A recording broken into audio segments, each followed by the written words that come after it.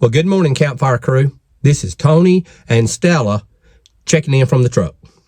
So I was sitting at home this morning. Stella walked by, looked up at me, and called me a punk and a candy. And I said, "What's up, Stella?" She said, "Are you still running a fever?"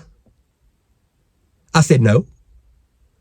So she said, "Well, then why are we still at home?" I said, "I don't know."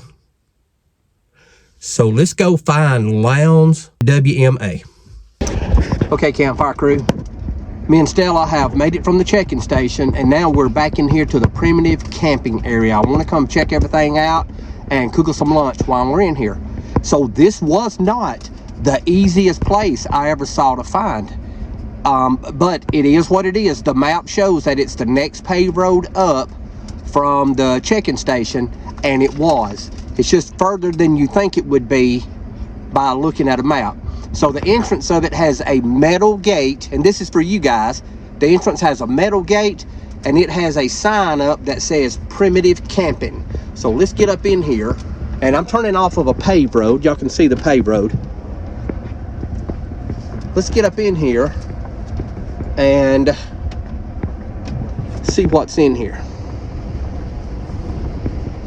So it rained in Alabama yesterday, and I'm sure it rained in a lot of states yesterday, but it come a good rain in Alabama.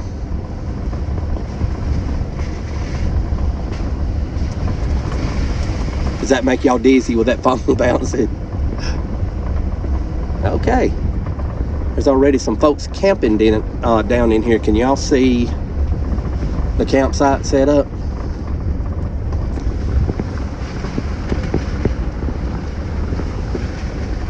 Sweet. Okay, it's opened up. Some real big live oaks. Well, there's another camp over on this side. So there's some folks doing some camping, probably doing some scouting, or just hanging out. I don't know what's going on.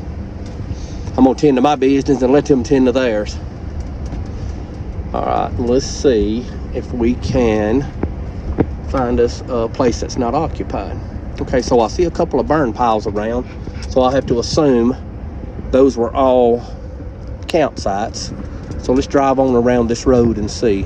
So there's a campsite. I see a burn pile, so that's at least 3 campsites we know that are in here. We come on around the circled road. Okay, here's another campsite. So that's at least 4. It's a good road that goes around them. And I'm gonna have to assume that this cleaned off area right here was also a campsite, but I don't see a fire pit or where a fire's ever been built.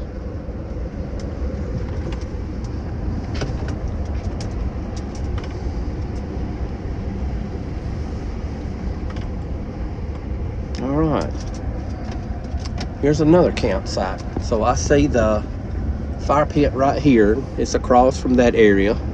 So let's pull up in here and cook us some lunch.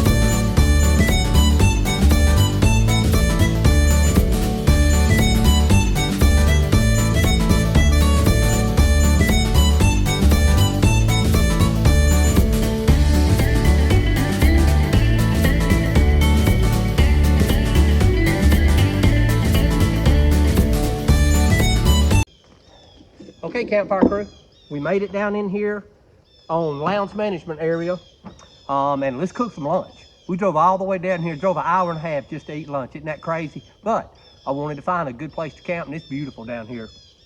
There are several places to camp, and it's kept up. So the state's doing a good job in Alabama keeping their primitive campsites up on the management area. So I want to show you what I've got to cook today. We're going to fry some potatoes because I love fried potatoes. It is what it is. But I have a follower or a lady that subscribed to the channel named Pitter Pat. And Pitter Pat and myself were having a discussion. And by the way, hey, my friend Pitter Pat, you know we're the same person. So Pitter Pat and myself, we had a discussion about the grilled cheese. And she mentioned that I should put some fried bologna on that grilled cheese or either a fried hot dog on that grilled cheese. So Pitter Pat, I got one of each. We're going to fry up some bologna, fry up a couple of wieners, and put them on a grilled cheese sandwich with some fried potatoes, and let's see how good that is. First thing we want to cook is the potatoes. So again, got my hand washing station. Hey, Urban Mouse, that's the best idea I ever saw in my life, is to have a spigoted cooler that you can wash everything up, keep your hands clean and keep your food clean. Hats off to old Urban Mouse.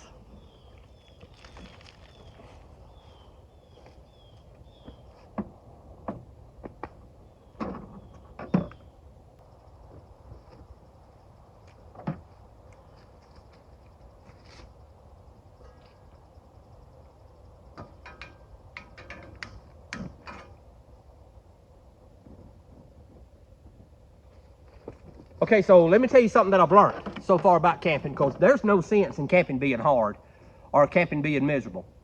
The cook stove that we made, I love the cook stove, but as y'all know, it's once you burn a fire in it, it kind of gets sooty on the outside and dirty. And since I put the camper shell on and put carpet in the back, I don't want that soot and dirt all in the back of the truck.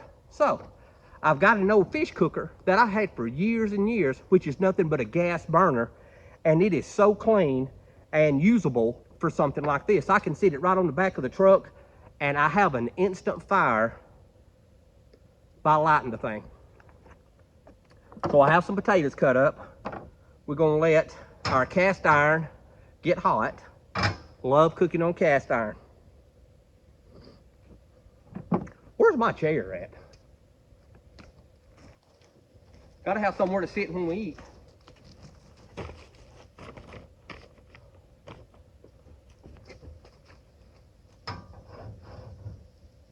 A little bit unlevel. It ain't too bad. You can look how the grease runs in your pan to tell how level the ground is. Okay, the grease looks like it's getting hot. Let's stick the potato in and see what it does. Did y'all hear that?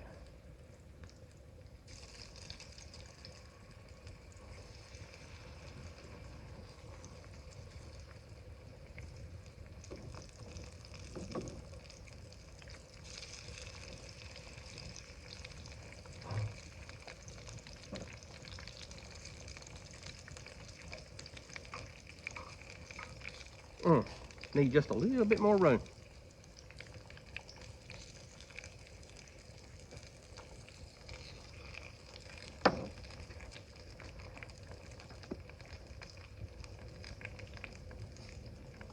Get us a little salt on it.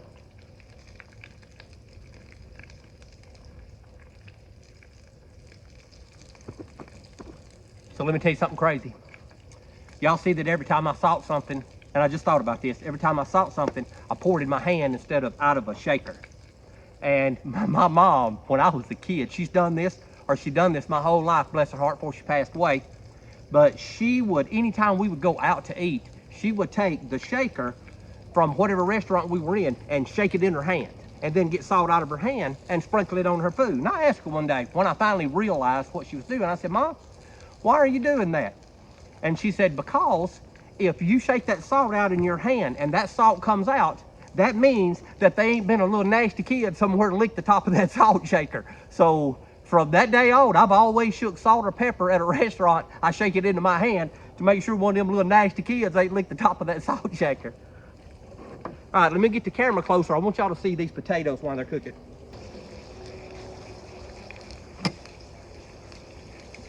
We got our little flipper. think they can stand another minute or two.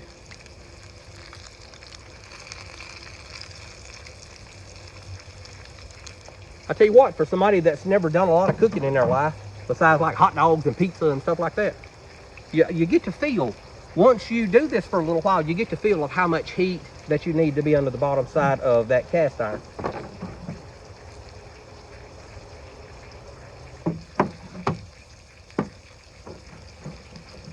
I think we need to get a little more seasoning on this after we get through this time. We've used it 2 or 3 times. It's been washed, and, or not really washed with soap, but we've washed it out. Make sure that's good and sanitary.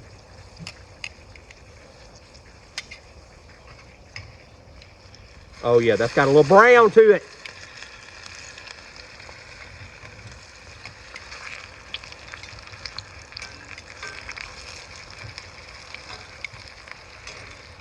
All right, what about that? One side's looking good.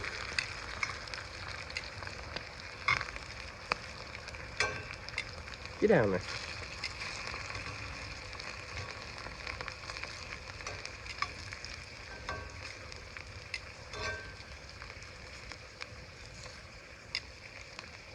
I think I need to take the burner apart and clean it. It's trying to have like yellow flame on one side and blue flame on the other side. Some of the little orifices may be stopped up. They'll be okay for today. Man, them look good.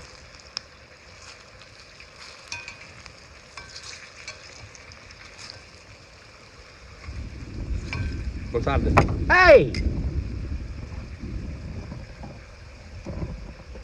Yes or no? The table's clean. And that hot grease will kill it. Oh yeah, they done. Okay. Gonna get the potatoes off.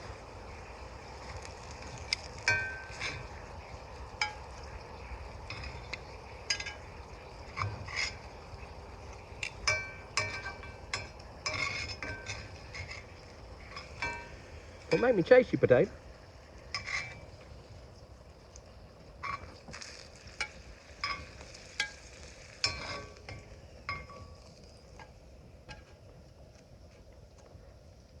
Can y'all see how beautiful those things are? All right. Let's cut the heat down a little bit. Down the other way. It's a little warmer than I'm gonna grab.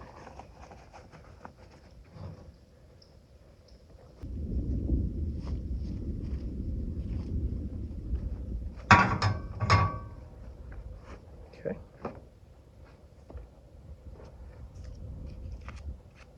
Stella, come over here.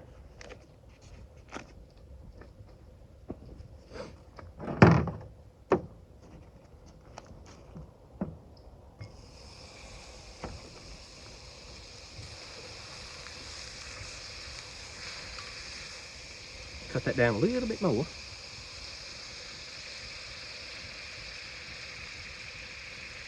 I can control the temperature of the grease. Burnt my butter already. But I bet it cooks good on the weenie. All right. Y'all ready to fry us a piece of bologna? How in the world do you open that? Peter Pat, this for you, my friend.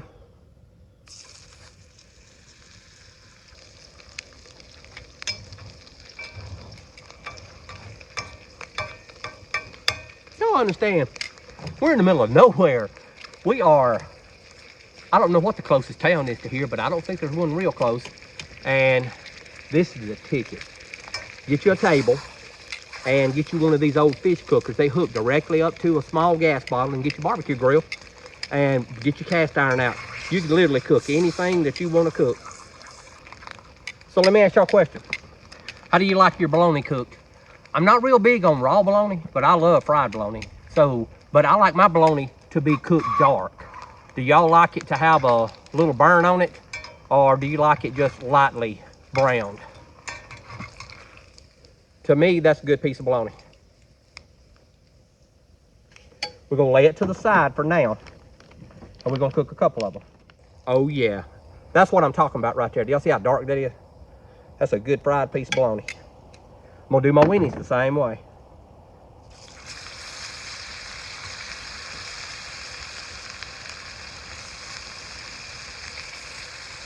When I was a kid, I could eat a raw Winnie. I can't no more. I gotta have one that cooked now.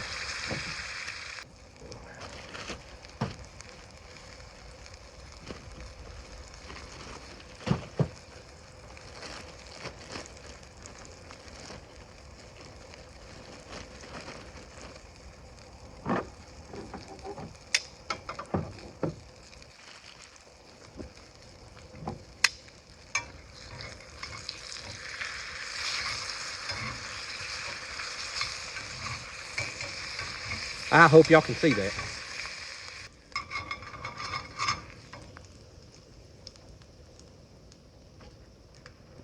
Man, them look good. Cooked dark. All right. Going to pour this little bit of butter out of here. You know what? Let me pour a little bit off.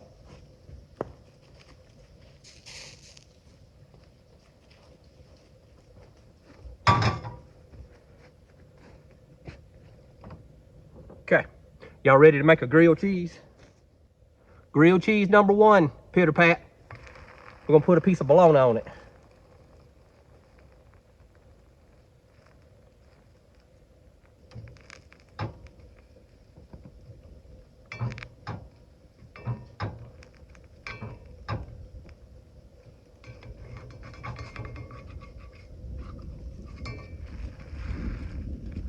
Okay. Keep some butter on your pan. You know, I've said a bunch of times that this year I'm gonna do better. But all of that butter and bologna and bread is telling a different story. I'm trying to do better. At least I'm having fun. All right, Peter Pat, there's the first one. I'll set it to the side. Whoop, let's get us some more butter on there.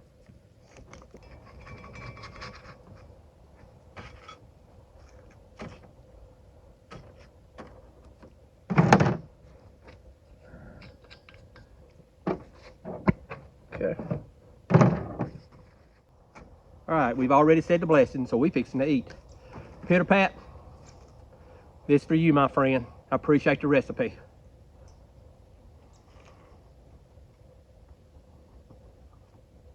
Oh my God, that's amazing.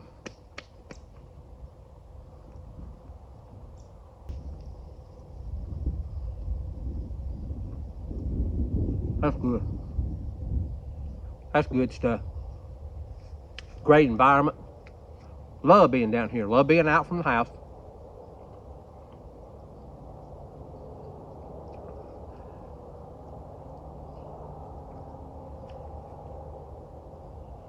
All right, Stella. That's all the fried Winnie you can have. The fried bologna and cheese is delicious. Let's try out the hot dog Winnie and cheese. Ooh, that's hot. That's amazing.